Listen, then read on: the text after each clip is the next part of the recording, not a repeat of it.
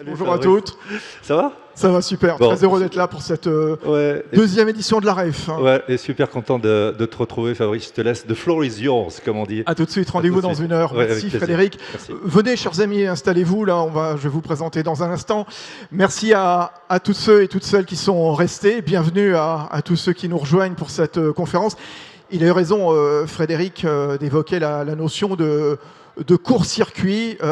Oui, cette renaissance des entreprises de France, voilà, c'est le leitmotiv optimiste qu'a voulu Geoffroy Roux de Bézieux, le président du MEDEF. Dans son contexte de crise qui n'est évidemment pas terminé, le Premier ministre le rappelait tout à l'heure, l'idée c'est que l'épidémie, elle est loin d'être derrière nous, évidemment. Alors, crise qui aurait changé notre façon de consommer. Vous vous en souvenez, pendant ce printemps, pendant ce confinement, on a entendu beaucoup de choses, bien entendu, que c'était le retour de la proximité. Alors pas uniquement le fait de parler avec son voisin d'un balcon à un autre, non, on a pu découvrir des circuits courts, aller chez le fromager, aller chez le traiteur, lequel nous livrait, tout ça était bien sympathique. Qu'est-ce qu'on a pu encore entendre pendant ce confinement ? Que par un début de retour de civisme, on allait consommer des bons produits français. Ah oui, en même temps, c'était un petit peu l'évidence, compte tenu du fait que les maraîchers espagnols, ils n'avaient pas le droit de traverser la frontière. On nous a dit aussi que le pangolin chinois allait accélérer la consommation de bio. Bon, on a dit beaucoup de choses. Aujourd'hui, 3 mois après, est-ce que c'est toujours certain? Est-ce que c'est toujours évident tout ça? Il s'est passé évidemment beaucoup de choses. Il y a la rentrée qui se profile, bien entendu, avec le pouvoir d'achat, le prix, qui va être évidemment un élément marquant. Donc tout ça, évidemment, les cartes nécessairement vont être rebattues par rapport à tous ces vœux qu'on a pu émettre durant ce confinement. Alors il y a juste quand même une certitude, c'est le e-commerce dans une acception large qui a totalement explosé. Je parle du drive également. J'en parlais d'ailleurs cet été sur Radio Classique avec le patron de Colissimo, Xavier Mallet, qui nous disait il y a 2 années de croissance en une. Alors, court-circuit, consommer au temps de la mondialisation, est-ce qu'on peut envisager une consommation 0 km? Alors, pour cette deuxième édition de la REF et pour cette conférence, on a voulu les meilleurs sur scène avec un grand chef cuisinier, Thierry Marx, s'il vous plaît. Un distributeur, le 4e français, 1600 magasins, Dominique Schelcher, à la tête de Système U. Une agitatrice et un petit peu militante, quelque part, Camille Le Gall, présidente et cofondatrice de Fairlymed, qui promeut les usines éco-responsables en Chine, en Inde, en France, que ce soit dans la mode, que ce soit la consommation, l'alimentation, également la cosmétique, Camille Le Gall. Un trublion du gouffre au rayon alimentation, oui, Augustin Paluel Marmont. C'est le Augustin de Michel Augustin. Il a pris un petit peu de champ, il est maintenant simplement administrateur indépendant. Enfin bon, vous connaissez tous la marque Michel et Augustin avec les petits sablés, les yaourts à boire, les jus de fruits. Augustin, s'il vous plaît. Il a un nom. Et puis je termine avec un grand champion, célèbre navigateur, vainqueur du Vendée Globe, de la Route du Rhum, record du Tour du Monde en solitaire, fondateur de l'écurie de course au large Merconcept, voici François Gabard.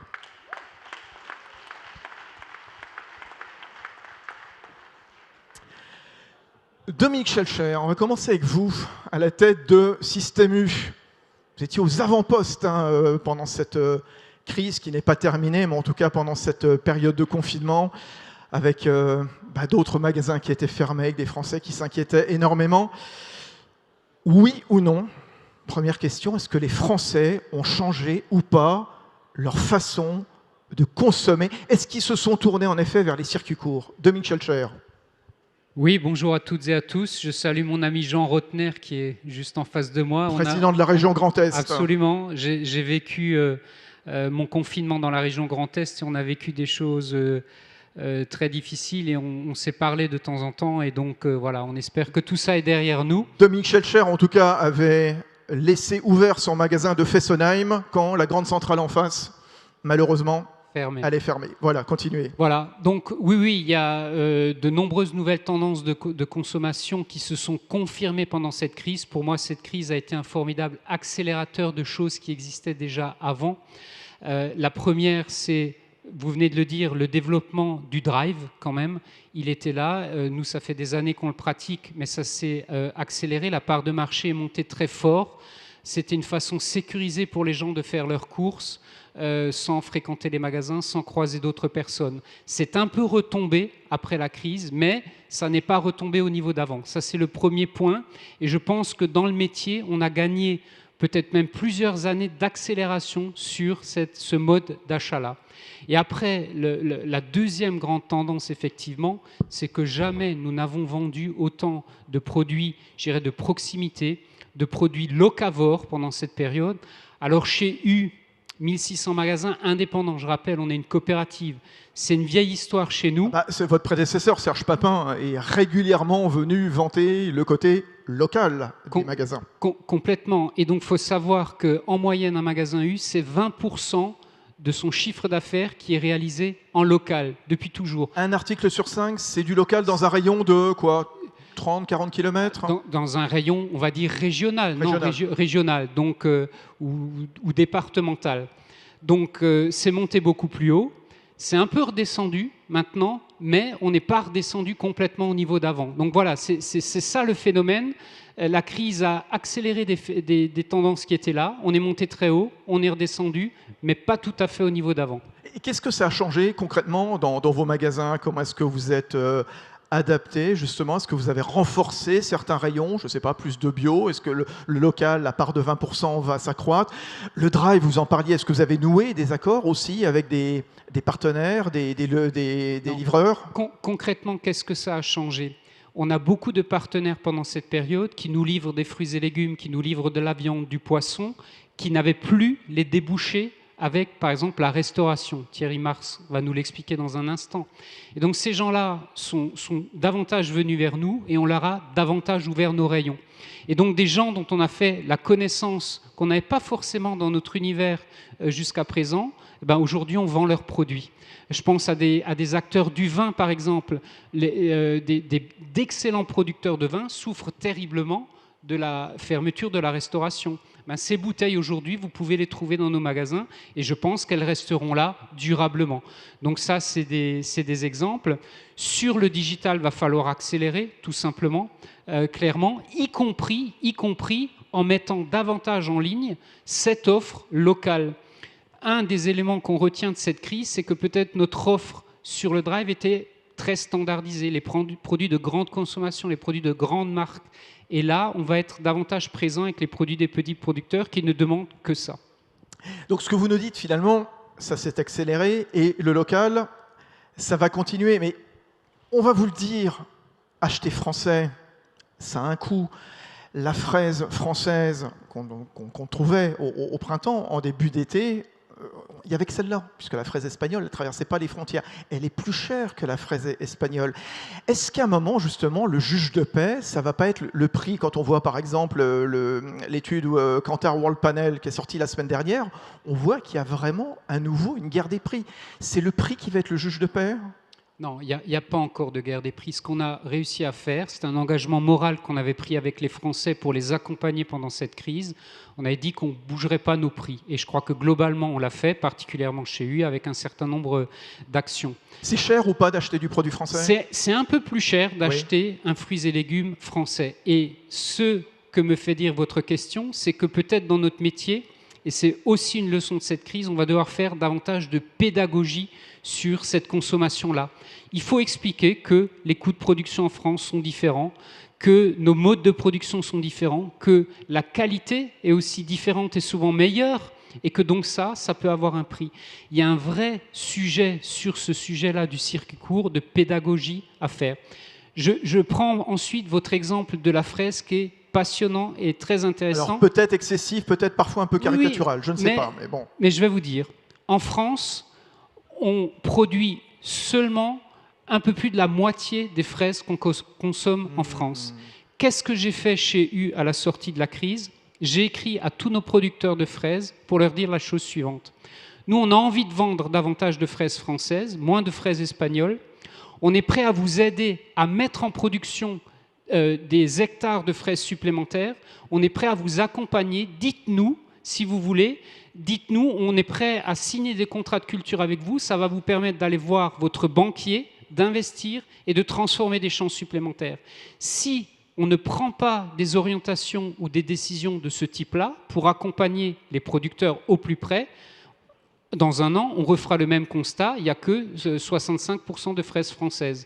Donc, l'achat local, la relocalisation en France, c'est des actions concrètes à mener derrière pour faire évoluer le système. Pardon, je reviens sur ma question. Même si le Premier ministre tout à l'heure l'a annoncé ici même devant la REF, il y a un certain nombre de dispositifs qui vont être reconduits, notamment en matière de chômage partiel, n'empêche que la rentrée va être difficile pour certains consommateurs les plus mal lotis nécessairement.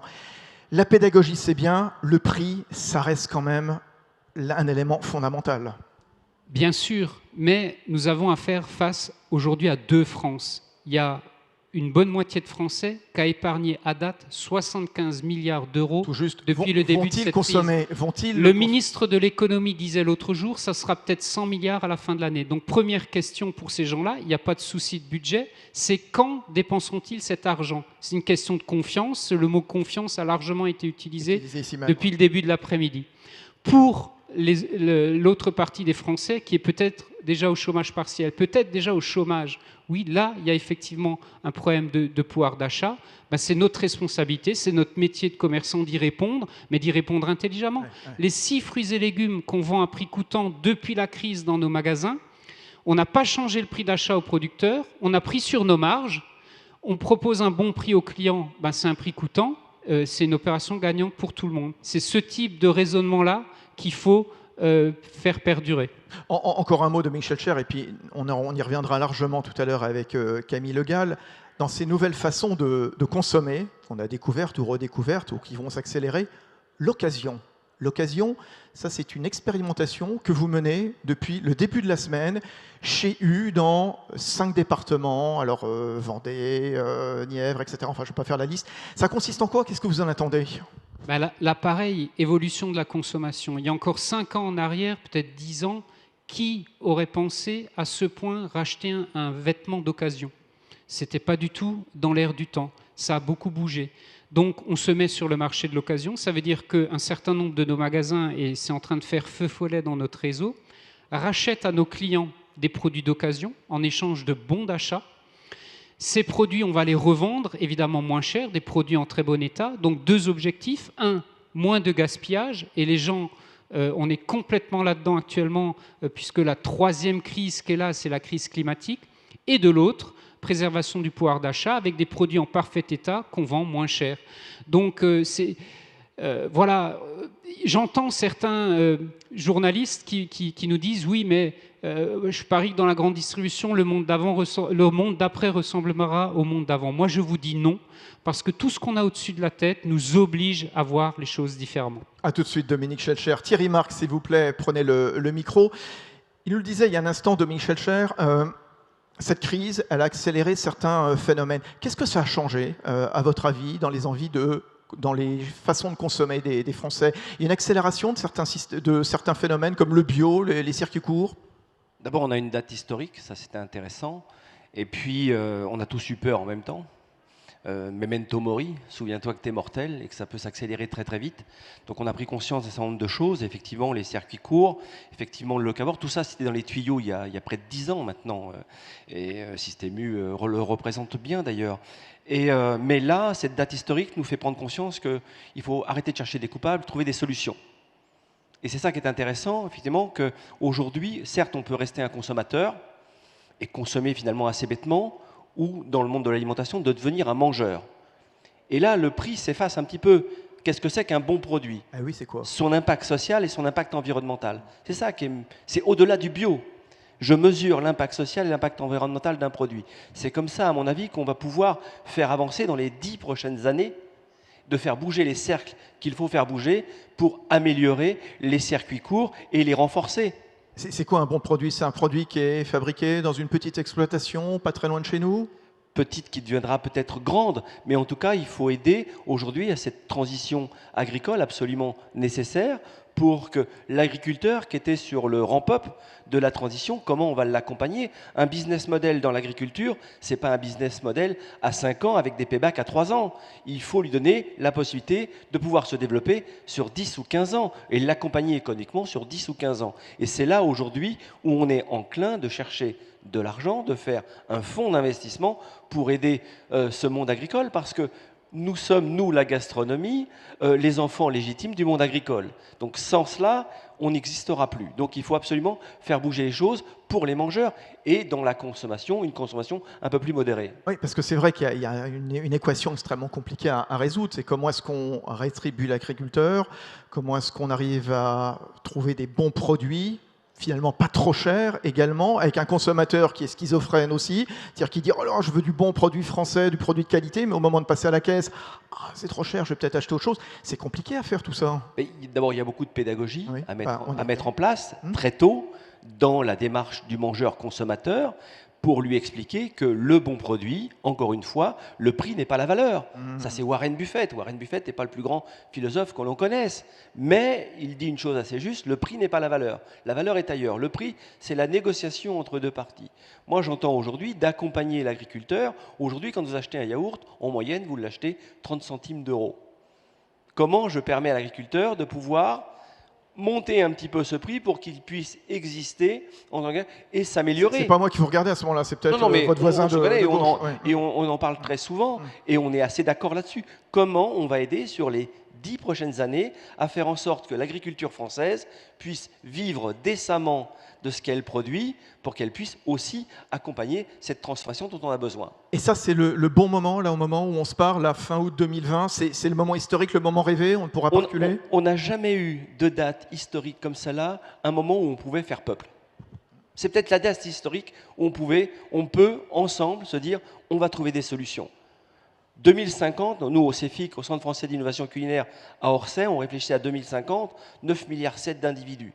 Problématique, l'eau, la planète, l'impact social, l'impact environnemental, on y est, il faut travailler là-dessus. Et c'est vrai que ce Covid, cette date historique du Covid, nous fait accélérer cette donnée. Vous trouvez que pendant cette crise, on a parlé suffisamment d'alimentation ? Non, on a eu une information en blouse blanche qu'on peut comprendre, qui était suffisamment anxiogène, et on peut le comprendre. On a interrogé l'État sur son rôle, un peu trop, mais on n'a pas parlé d'alimentation. Or que quand on regarde les personnes qui ont été touchées durement et terriblement par le Covid, bien souvent, avaient une problématique avec l'alimentation, que notre responsabilité sur les écosystèmes avait une forte implication, donc il fallait remédier à cela. Mais on a peu parlé, hélas, d'alimentation, et il faut le faire maintenant et continuer à avancer dans le sens, effectivement, d'aider notre agriculture à devenir de meilleure qualité. Mais ce besoin de proximité dont on parlait, comment l'accompagner ? Parlons du bio, notamment, on nous rabat souvent les oreilles avec le bio, mais le bio, à un moment, les surfaces, elles ne sont pas extensibles à l'infini. Il faut convertir certaines parcelles. Ça va prendre du temps. Ça va prendre du temps, il faut convertir certaines parcelles, il faut aider à cette conversion. Ça coûte cher aussi, vous avez raison. C'est-à-dire qu'il faut accompagner aujourd'hui le monde agricole dans sa transformation.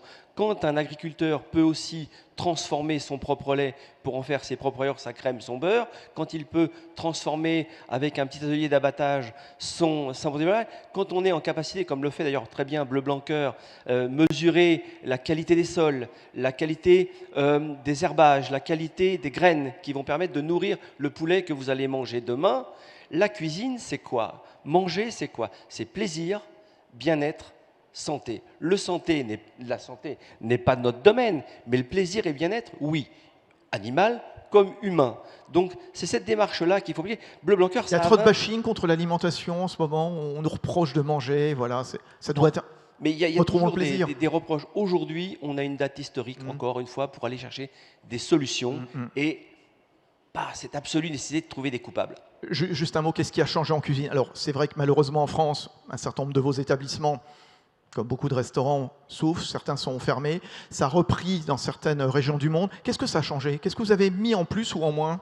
Alors on a vu effectivement la cuisine a emporté, vraiment se développer, cranter des chiffres d'affaires assez intéressants, pas suffisants mais assez intéressants. le phénomène qu'il n'y ait pas de tourisme en France aujourd'hui, alors que l'attractivité française passe par la gastronomie, eh bien, beaucoup de mes confrères et moi-même sommes à la peine en termes de chiffre d'affaires. Et puis, une pensée forte pour des personnes qui ont travaillé pendant 30 ou 40 ans dans un fonds de commerce pour lequel ils se sont battus et qui aujourd'hui sont en déficit total, sans accompagnement, parce que arrivant en limite d'âge, ils n'arriveront pas à transmettre leur fonds de commerce. Et ça, c'est Désespérant. il va falloir Ouais. vraiment prévoir de l'aide à ce niveau pour accompagner nos confrères qui sont dans la souffrance. On vous retrouve dans un instant, Thierry Marx, Augustin Paluel-Marmont, le Augustin de Michel Augustin. On parlait des bons produits avec le chef Thierry Marx il y a un instant. Tiens, est-ce qu'on a raison ou pas d'opposer l'artisan à l'industriel? L'industriel, il est capable de faire des bons produits, j'espère.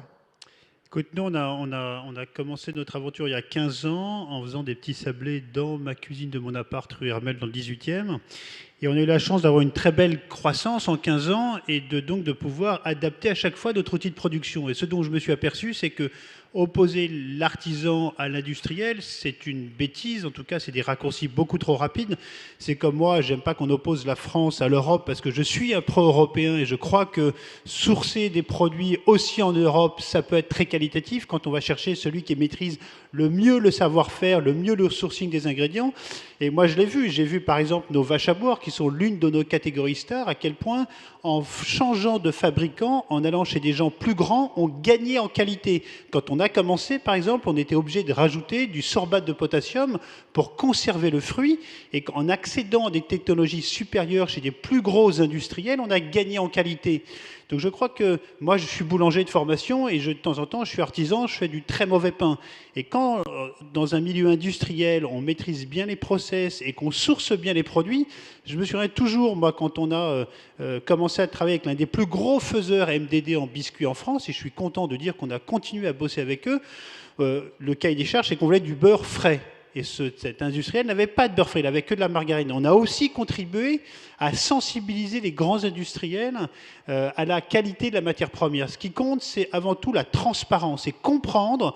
Moi, je rêverais que nos prochaines campagnes de pub un jour montrent, en fait, soient basées sur la façon dont sont fabriquées nos recettes et que cette façon-là donne envie aux consommateurs de les acheter.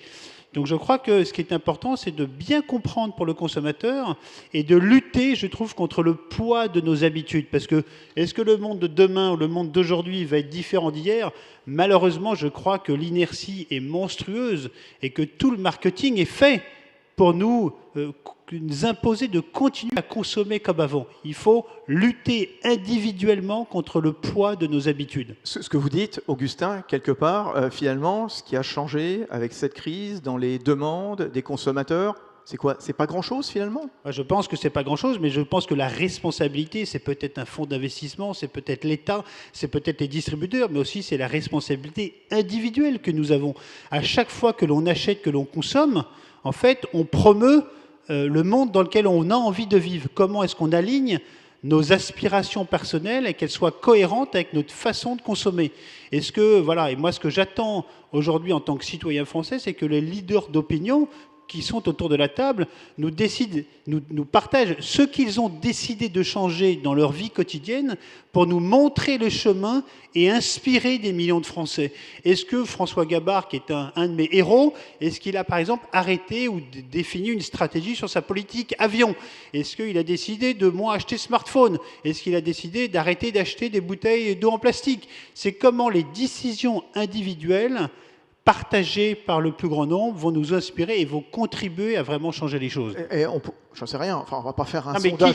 qui a On va pas faire un sondage express, mais je sais rien, on pourrait demander, lever simplement la main, est-ce que oui ou non vous avez changé vos habitudes de consommation depuis 3 mois? Posons la question, qui a changé? Levez la main. Qui a pris des décisions post-crise? Assez timide, hein, je vois, oui, pourquoi pas, ouais, bien sûr. Qui a pris des décisions, parce qu'on peut parler des années et des années, hein, mais qui a pris des décisions qui impactent sa façon de vivre et de consommer aujourd'hui post-crise? La question que je posais à Thierry Marx il y a un instant, c'est qu'est-ce qui a changé un petit peu dans ses cuisines? Alors je sais que vous avez pris un petit peu de champ, vous, Augustin, Michel Augustin. Spontanément, les produits vont changer? Les produits ont-ils changé ou pas? Ou est-ce que vous approvisionnez différemment? Oui, on cherche, comme tout le monde. Moi, ce qui me frappe aujourd'hui, c'est la cacophonie dans laquelle... Responsabilité du consommateur, des industriels, des distributeurs, responsabilité des marques. Michel Augustin, c'est une marque extrêmement connue, justement. Partons de ce constat. Est-ce que les marques auront un rôle à jouer dans cette consommation plus responsable? C'est un sujet que j'ai souvent abordé avec Denis Gancel à la tête de l'agence W qui a lancé le contributing justement sur le baromètre des marques qui contribuent le plus aux enjeux de la société. Les marques sont attendues? Mais bien sûr que les marques sont attendues et les marques doivent être un discours de transparence, de clarté, Ouais. d'information pour que chacun puisse faire des choix qui soient éclairés. C'est ça, le consommateur aujourd'hui, quel que soit l'acte d'achat, doit être capable de faire un acte d'achat éclairé. Bah, je te prends un exemple très simple. Je me suis mis très personnel, je me suis mis au kitesurf en famille. Donc, je fais du kite et je vais dans un petit hôtel au Maroc. Et je laisse un gros chèque chaque été. Et je me suis dit, mais en fait, cet argent à la fin du fin, il va à qui? Est-ce que je partage les valeurs du propriétaire de cet hôtel-là? Est-ce que j'ai envie de lui confier, en fait, de lui donner mon argent? Donc je crois que voilà, chacun aujourd'hui doit être dans un monde beaucoup plus transparent en termes d'information et que chacun prenne ses décisions de manière éclairée et gagne en cohérence entre ses idéaux et sa façon de vivre. Juste une question, et puis je reparlerai à Camille Le Gall et François Gabard juste après, mais vous disiez tout à l'heure, je suis français, je suis européen. Consommer des produits français en France, très bien. Comment donner aussi envie de consommer des produits français en dehors de chez nous? Et ça, c'est toujours pareil, c'est l'innovation. Nous, moi j'aime bien cette phrase, c'est donner envie au monde entier d'acheter des produits conçus et fabriqués en France ou en Europe. C'est pour ça que nous, on a tenté l'aventure américaine qui n'est pas gagnée, mais qui n'est pas perdue, mais qui a demandé beaucoup, beaucoup de ressources.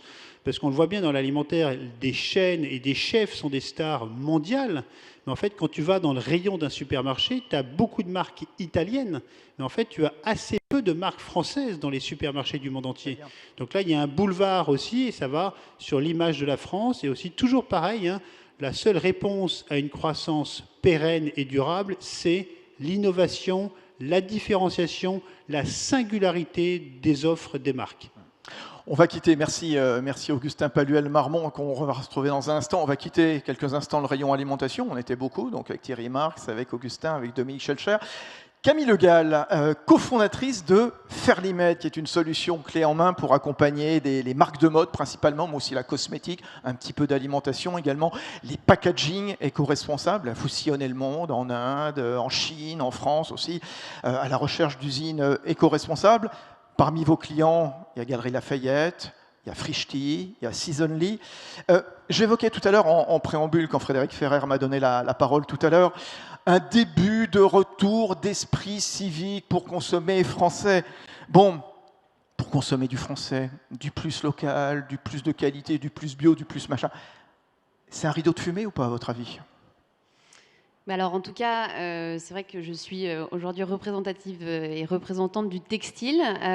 Consommer français, alors aujourd'hui, ça existe en France. Pendant cette crise, on a observé un gros relent, notamment grâce aux masques, qui ont été un peu le témoin textile du savoir-faire français. Il y a eu énormément de regroupements, justement, des industriels autour de cette initiative. Donc oui, on a été capable de prouver qu'on pouvait faire du textile en France avec une excellente réactivité, une très bonne qualité, ça on le savait déjà, et aussi à des bons prix. Donc ça, c'était quelque chose d'important à prouver aussi un petit peu au reste des consommateurs. La vraie question, c'est dans le futur, comment ça se prolonge. Donc vous le disiez, on travaille principalement pour des marques de mode. L'envie de produire français existe. Après, sur des produits plus compliqués, là on parle d'un masque, ce qu'il faut comprendre, c'est qu'en France, c'est la confection, donc le temps homme, qui prend beaucoup de temps et qui est coûteux.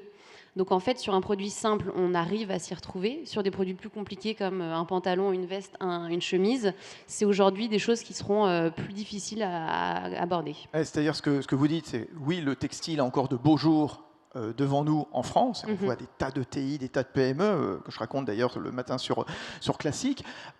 Mais est-ce qu'on peut tout produire en France, clairement ? On peut produire beaucoup de choses. Pour revenir un petit peu sur notre logique, nous, chez Fairly Made, on est une société donc, de sourcing et de confection. Notre logique, c'est des logiques de filière. Donc, en fait, notre point, c'est de revenir et de remonter l'ensemble d'une filière. Dans le textile, notamment pour fabriquer un vêtement, il faut en moyenne 6 usines pour fabriquer ce vêtement. Et en fait, donc, contrairement à l'agroalimentaire, le coton ne pousse pas en France. Les matières synthétiques ne sont pas synthétisées en France. Donc aujourd'hui, il y a des vraies problématiques sur l'origine de ces matières-là. Donc pour revenir sur nous, les choix qu'on fait, c'est des choix donc matières biologiques, matières recyclées. On est en effet présent en Inde pour le coton biologique, pour des matières cellulosiques. La Chine présente l'avantage d'avoir des très beaux cachemires. C'est là aussi qu'on travaille la maille. Et c'est vrai que je pense que tous ces sujets de sourcing et de transparence sont essentiels. Et aujourd'hui, la réponse qui est de savoir si on peut tout produire en France, oui, mais on aura toujours ce problème de traçabilité. On aura l'usine de confection, on a encore beaucoup d'usines de tissage, de filature, mais ce qui se passe, c'est que beaucoup d'usines en France qui achètent un tissu, par exemple, ont perdu la notion d'origine de cette matière parce que frontière, parce que très peu d'informations sur ces tissus. Et c'est aujourd'hui, quand un consommateur cherche de l'information, des choses qu'on n'est pas capable de lui donner. Oui, alors il y a la question de l'information, et je reviens aussi à une question que je posais tout à l'heure à Dominique Schelcher à la tête de Système U. Est-ce que le consommateur, il est prêt à payer pour du 100% français, ou au-delà du 100% européen, parce que bon, là, c'est encore une fois, là, c'est toujours un petit peu, comment dire, artificiel, cette question de frontières au sein de l'Europe. Oui ou non ? Le consommateur, il est prêt à payer pour quelque chose qu'on lui explique correctement. Si la notion de durée de vie, si la notion de durabilité et de sustainability au sens engagement social, environnemental et durée de vie du produit y répond, oui, je pense que les gens sont prêts à payer un surcoût. Le 100% français, encore une fois, c'est très compliqué, notamment sur des sujets de matière, dont j'expliquais tout à l'heure. Mais par contre, l'importance, et c'est vrai que ça a été évoqué sur toute la dimension d'éducation, c'est de rendre accessible, et c'est aussi la raison pour laquelle on a créé cette société, c'est d'expliquer, de valoriser ce qui se passe en amont. C'est-à-dire que tout le savoir-faire, le nombre de petites mains, le nombre de personnes qui travaillent sur une pièce, c'est jamais évoqué. Et pour avoir travaillé chez Chanel, et quand on doit expliquer le prix d'une veste qui a été rebrodée pendant plus de 12 heures, c'est des choses qui sont très peu exprimées, même en termes d'argumentaire de vente. On évoquait tout à l'heure cette expérimentation menée chez Système U dans 5 départements, avec un rayon occasion. Ouais, l'occasion qui arrive, y compris dans le luxe. Hein, j'en parlais l'autre jour avec Weston, notamment. La grande distribution investit ce segment. Est-ce que c'est pas aussi ça que demandent les consommateurs? Moins de fast fashion avec de la mode fabriquée, on ne sait pas comment, au Cambodge, au Vietnam, je ne sais où, au Bangladesh également. Qu'à voir également ce qui se passe, aussi le succès de sites comme Vinted, par exemple. Ça aussi, c'est un segment sur lequel il va falloir s'habituer. Oui, je l'espère. Après, malheureusement, la fast fashion a encore des beaux jours devant elle. Nous, on essaye de prendre ce contre-pied. Et notre tâche et notre mission dans cette on va dire, industrie, c'est de produire des vêtements qui durent dans le temps. Donc, c'est sûr que, au même titre que nos grands-mères nous transmettent des robes ou des trenches, on le fait et on espère que demain, ce sera encore le cas. Il faut retravailler les coutures. Enfin, on pourra en parler avec François Gavard plus tard, mais c'est vrai que toute cette notion de durabilité, c'est repenser le vêtement, penser une matière qui est résistante, qui passe en effet et qui résiste à un certain nombre de lavages, mais sans compromettre le style, parce qu'il ne faut pas oublier qu'aussi la mode, c'est avant tout une question d'esthétique et aussi de goût, de désirabilité. Et oui, donc notre rôle, c'est de produire des vêtements qui durent longtemps, parce que demain, la seconde main, c'est aussi quelque chose qui va prendre beaucoup plus de place dans le marché de la mode. Et comment la tech, elle peut se mettre comme ça au service d'une mode plus responsable, plus locale, moins, j'allais dire, on jette toutes les 5 minutes, voilà, on achète un truc à 2 € chez, bon, je ne vais pas citer Bershka, peu importe, H&M, etc., on s'en débarrasse. Non, la tech. La tech, nous aujourd'hui, on l'utilise pour partager cette information. Donc on parlait de mesures d'impact. Nous aujourd'hui, on a 5 critères sur lesquels on se base: l'environnement, le social, la durabilité, la recyclabilité. Et c'est vrai que c'est des choses, avec la traçabilité notamment, sur lesquelles, grâce à la technologie, on arrive à la transmettre. Donc c'est des systèmes de QR code, c'est des systèmes de code qui permettent au consommateur, à la consommatrice, d'apprendre ce qui se passe sur son vêtement, de découvrir le nombre de personnes qui ont travaillé dessus, l'origine de cette matière et de découvrir en fait ce voyage. Et vraiment, je crois que ce partage d'informations, que ce soit lié à Internet, à l'utilisation de nos mobiles, est très bénéfique pour les années à venir, mais il faut l'utiliser à bon escient. Et plus on explique, plus on donne cette information au consommateur, parce qu'il n'est pas débile, il a besoin aussi de digérer cette information pour faire son propre choix. En l'occurrence, oui, la technologie dans la mode et dans cette industrie-là est bénéfique. À raconter le produit, c'est bien, voilà, expliquer aux consommateurs. Merci, à tout de Ouais. suite. Camille Le Gall, cofondatrice de Fairlymed. Le grand champion qui est François Gabard, qui a créé Merconcept, qui est une écurie de course au large, qui imagine, qui construit donc des bateaux de course avec un bureau d'études, des architectes, etc. Au-delà des questions d'habillement, au-delà des questions d'alimentation qu'on a abordées, ce qui peut être intéressant de voir, c'est comment cette nouvelle façon de produire, de consommer, eh bien, peut diffuser dans tous les secteurs, quels qu'ils soient, le sport, la course au large, par exemple. Votre entreprise Merconcept vient d'adopter le statut d'entreprise à mission. Ça consiste en quoi? Pourquoi ce choix? Je considère qu'en tant qu'entrepreneur, en tant que chef d'entreprise, l'entreprise doit avoir un rôle dans la société, pour l'environnement. Et c'est vrai que ce cadre de société à mission, on donne dans nos statuts un engagement vis-à-vis de nos salariés, vis-à-vis de la société. Je trouve que c'est un format qui est vraiment intéressant parce qu'il permet d'aller au-delà du business, qui est se dire que ce qu'on fait, ce qu'on entreprend, permet d'avoir un impact positif autour de nous. Et donc on a basculé Merconcept cet été en société à mission. Et j'en suis fier et j'espère que c'est un modèle qui va se développer dans les années qui viennent. Alors, ça se traduit comment concrètement? Puisqu'on l'a, dans le cadre de cette REF, on est en train de plancher sur les courts-circuits, voilà, les circuits courts, bien entendu. Alors concrètement, justement, quand on équipe, quand on s'occupe comme ça de bateaux de course, ça consiste en quoi? Ça peut peut-être être paradoxal pour un marin qui fait tour du monde, traverse l'océan, de parler de local. Ce qu'il faut se rendre compte, c'est qu'on a la chance, nous, aujourd'hui, en France, d'avoir un savoir-faire assez extraordinaire dans le monde maritime, et en particulier dans la course au large. Les grands bateaux que vous voyez à la télé, qui gagnent les courses, le Vendée Globe qui va partir dans quelques mois, on arrive quasiment en totalité à construire ces bateaux en France ou sur un territoire, alors assez breton. On arrive à assembler quasiment tout ce grand puzzle qu'est un bateau à proximité de notre entreprise, de leur port. Donc on pourrait le faire ailleurs, il y a plein d'autres pays dans le monde qui savent construire des bateaux comme ça, mais c'est vrai qu'on a un savoir-faire en France, et je pense que c'est important de quelque part s'obliger à avoir un impact environnemental sur la construction de nos bateaux le moins important possible, et en partie en construisant, en assemblant nos bateaux en France. Donc choisir plutôt des pièces locales, des fournisseurs locaux, ça on est capable de le faire? Oui, on est capable de le faire. C'est un combat quotidien, c'est pas si simple que ça. Quand vous dites combat, c'est quoi? Le combat il se fait sur quoi? Souvent sur le prix. C'est vrai que c'est... il y a dans le monde maritime, alors j'ai élargi un petit peu plus loin que la course au large, mais je pense que la construction navale d'une manière générale est évidemment très concurrencée à l'étranger. On en parlait tout à l'heure dans le textile, où le prix de main-d'œuvre, le processus de fabrication peut être un petit peu plus cher en France. Néanmoins, on a, et je le répète, je pense, une intelligence, une expertise, de l'expérience dans ce domaine maritime qui est très très fort, et on est capable de construire alors ce qui me concerne sur les bateaux de course au large, qui sont des prototypes, qui sont des bateaux uniques, on a là un vrai savoir-faire et une capacité de fabriquer des bateaux extraordinaires qu'on pourrait difficilement avoir la même qualité en allant ailleurs dans le monde. Et les doses d'alimentation pour les marins, quand vous partez comme ça en mer pendant des dizaines de jours, c'est du local aussi? J'en reviens juste au rayon alimentation qu'on a abordé tout à l'heure. Oui, alors j'essaie. Moi, j'ai la chance d'avoir réussi à fédérer autour de moi des partenaires qui justement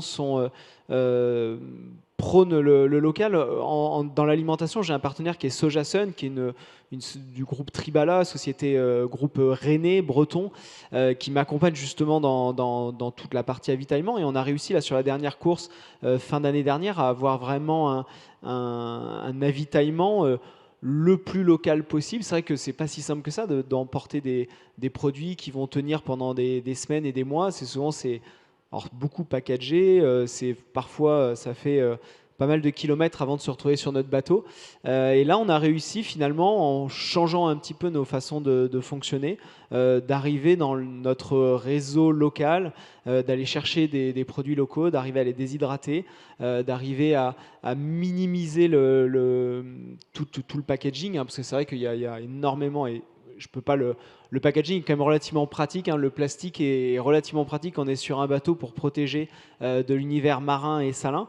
Néanmoins, on a réussi dans des bocaux, enfin voilà, essayer d'avoir du vrac et d'arriver à le gérer sur un bateau. Et je me disais, la question que je me posais, c'est si on y arrive sur un bateau et poser la question dans mon comportement de consommateur et citoyen, je me disais, c'est un défi. C'est un défi que je me fixais au début de la course, d'arriver à faire ça sur le bateau. Et je me dis, si on y arrive sur le bateau, avec les contraintes de performance, avec les contraintes forcément difficiles en milieu marin, il n'y a pas de raison que j'arrive pas à la maison. Et derrière, du coup, je rentre à la maison et il y a des choses que j'achetais avant dans des petits paquets. Et là, je me dis, c'est plus possible. Et sur le textile aussi, parce que on a parlé du bateau, on a parlé de ce que vous mangez à l'intérieur. Vous pensez aussi à responsable, comme Camille Le Gall l'expliquait il y a un instant? Ouais, j'ai la chance d'avoir encore une fois 2 partenaires qui sont français. Le premier, c'est dans les cirés que je porte sur le bateau, c'est les cirés Guicoten. Guicoten, les cirés sont vraiment fabriqués alors le bateau est basé à Concarneau, j'habite à quelques kilomètres et ils sont fabriqués entre les deux. Donc c'est vraiment dans un rayon de moins de 15 km. Et on est capable, alors justement, il y a plein d'autres fabricants de cirés dans le monde, mais cette proximité aussi, pour nous, est un gage de qualité et de performance, parce que forcément, en tant que sportif, on veut avoir un ciré parfaitement adapté. Il n'y a rien de mieux que d'avoir une production aussi locale, pour aller faire des petites modifications, pour faire des retours, pour avoir un ciré de très bonne qualité au début d'une course. Donc c'est vrai que c'est plus facile. Juste encore un mot, vous êtes en train de créer une fondation en faveur des océans pour un usage plus sage de la mer. Juste un mot, puisque c'est en création. C'est quoi vos objectifs? Qu'est-ce que vous en attendez? L'usage de la mer, il faut bien comprendre, parce que si on parle de consommation locale, un chiffre qui est quand même assez interpellant. Aujourd'hui, 90% des produits consommés en France transitent par la mer. Et ça, c'est quand même un chiffre qui est énorme, alors qui peut-être bouge un petit peu en ce moment. Néanmoins, quasiment tous les produits qu'on consomme passent par la mer. Et c'est assez intéressant, parce que c'est vrai qu'on pourrait... Alors moi, je suis marin, donc je suis directement concernés par les problématiques maritimes, par les problématiques des bateaux, mais la réalité, c'est qu'on est tous concernés par le transport maritime, on est tous concernés par les problématiques des océans et de la mer. Et je pense qu'il y a énormément de choses à faire dans ce domaine-là. La France a un rôle majeur à jouer dans le domaine maritime dans les années qui viennent.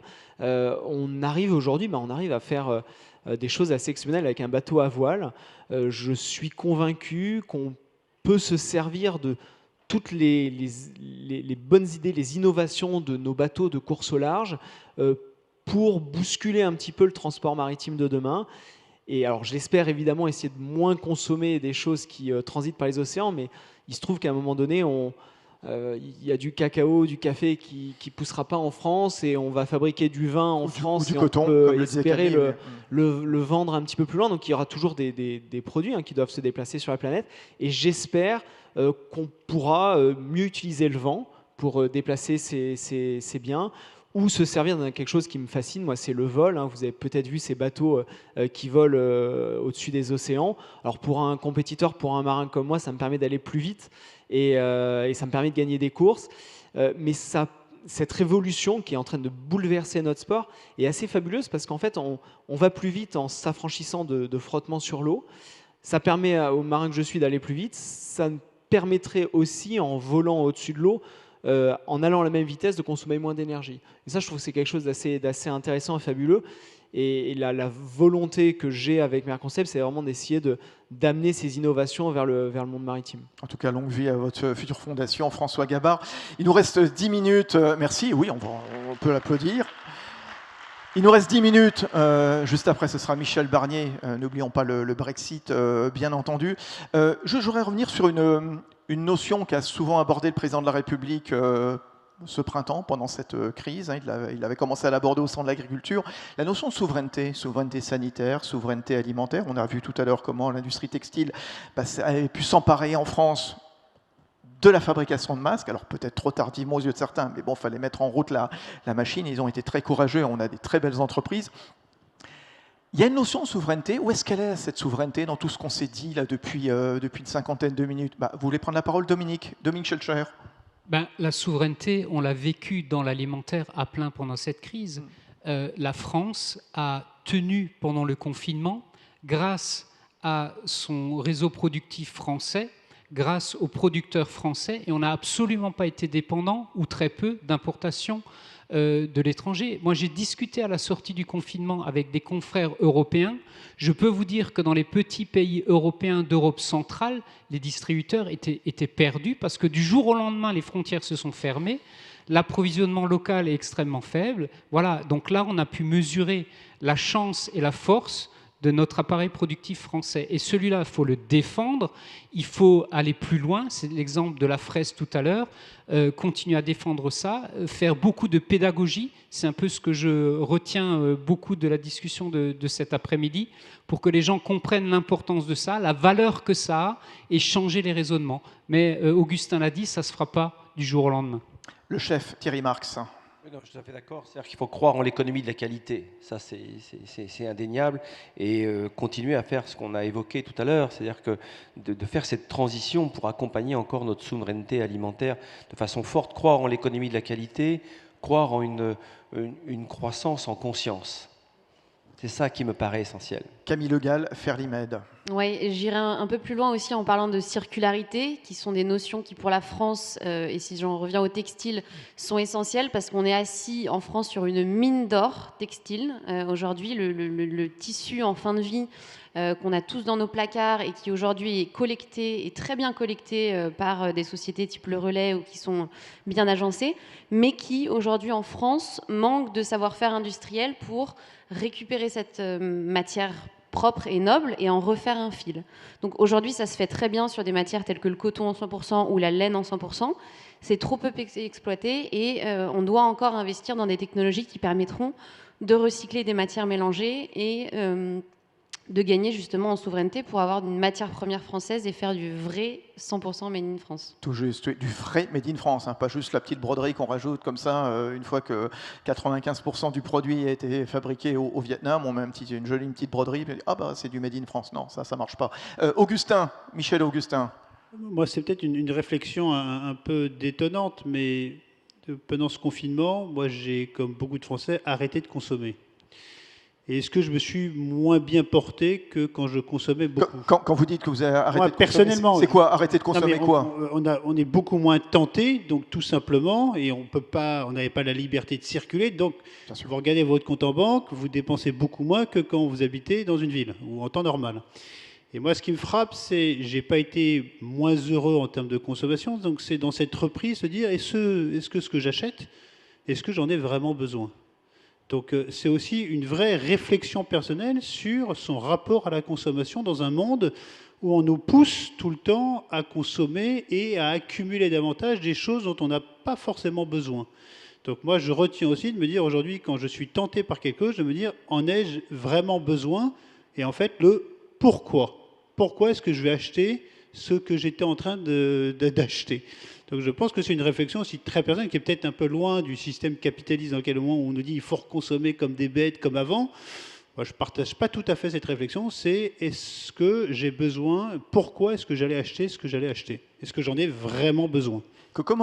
Pardon Dominique, vous voulez ajouter un mot? Allez-y. Oui, nous on a fait des tests assez intéressants et j'entends ce que dit Augustin et il y a beaucoup de gens qui se posent cette question à la sortie de la crise. En même temps, nous, oui, on a fait le test. Le client qui arrive en magasin en poussant le caddie vide, c'est un peu le citoyen. Et le citoyen, à l'entrée du magasin, nous dit des choses très fortes sur des engagements qu'il a, des envies, etc. Il fait le tour du magasin, il fait ses courses, on réinterroge la même personne à la sortie et on analyse le contenu du caddie, ça n'est absolument pas conforme avec ce que le citoyen exprimait. Donc il y a un grand écart entre le citoyen qui est volontariste, plein de bonnes intentions, et la réalité de ses actes. Et donc ça mettra un peu encore de temps à le bouger, à nous aussi de voir les choses différemment. Cette histoire d'occasion qu'on développe chez U maintenant, ça rentre dans cet esprit-là aussi.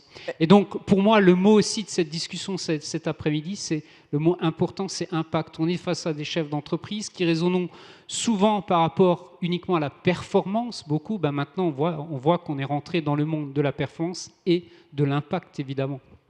On a vu, et d'ailleurs Camille Le Gall nous le disait il y a un instant, comment les industriels du textile se sont serrés les coudes, mobilisés, et c'est vrai qu'on a des fleurons, je pense à Thuan, je pense à Boldoduc, exactement.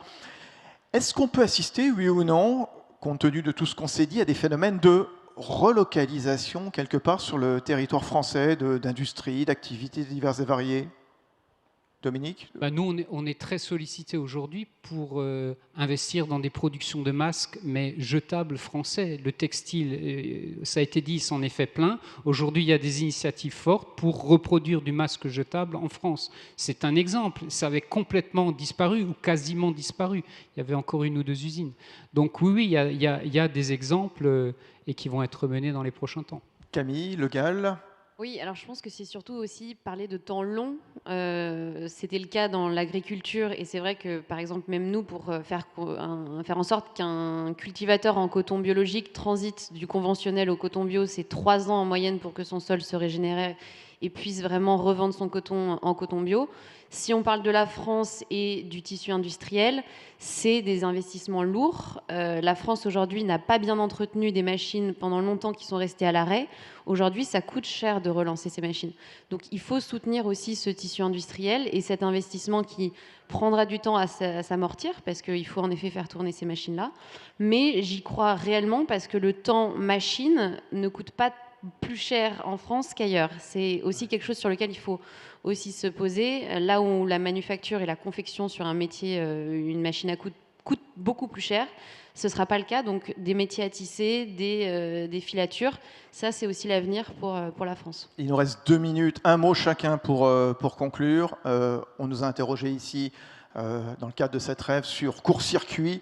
Consommer au temps de la mondialisation, peut-on envisager une conso 0 km ? La réponse est oui tout de suite ou un petit peu plus tard quand même. Tiens, François Gabard, le navigateur.